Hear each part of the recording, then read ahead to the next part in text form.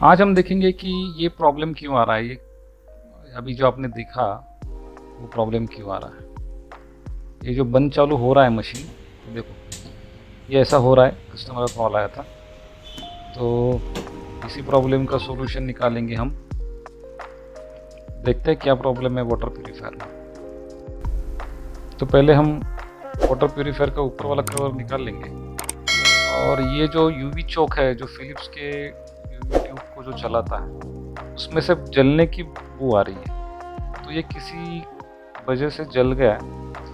तो ये देखते ही पता चल गया मेरे को, क्योंकि उसका जो प्लास्टिक है वो पिघल गया था और जलने की स्मेल आ रही थी। जैसे हमने वायर कट करी तो मशीन एकदम ठीक से चालू हो गया।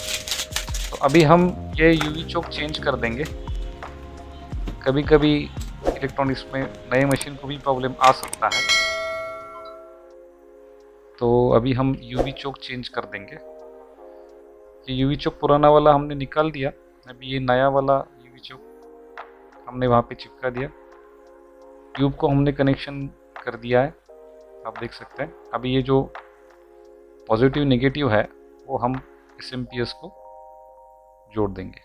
ये पुराने वाले जो चोक के वायर है उसी को हमने कट करके नए चोक के वायर हमने उसी को लगा दिए।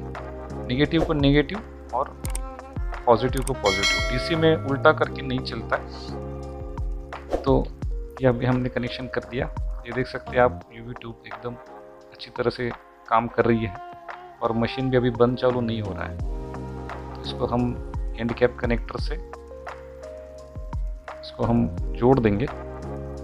और ये एंड कैप कनेक्टर काफ़ी कन्वीनियंट होता है इंसुलेशन टेप से। तो ये देखिए, इसको ऐसा दबाना पड़ता है। कभी कभी वो ठीक से बैठता नहीं है अगर वायर बहुत पतली है तो ये हमने थोड़ा वायरिंग एडजस्ट कर लिया।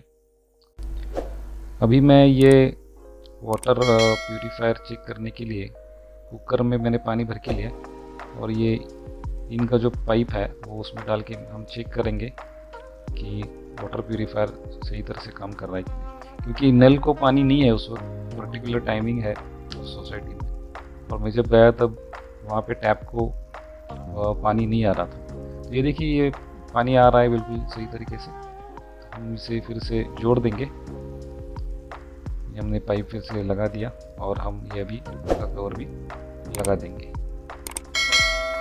तो ये था आज का वीडियो। ये था इस प्रॉब्लम का सॉल्यूशन। जब भी मशीन बंद चालू होता है तो इसका मतलब कुछ तो शॉर्ट हो रहा है, जिसकी वजह से एसएमपीएस जो है उसका सर्किट जो है वो ऑन ऑफ होता है। एक तो आपका सोलेनॉइड वाल्व ख़राब हो सकता है या फिर यूवी चोक ख़राब हो सकता है डीसी कनेक्शन में। तो ये हमने वॉल माउंट कर दिया, उसके ऊपर लटका दिया वाटर प्यूरीफायर को। और अभी हम पाइपिंग करेंगे।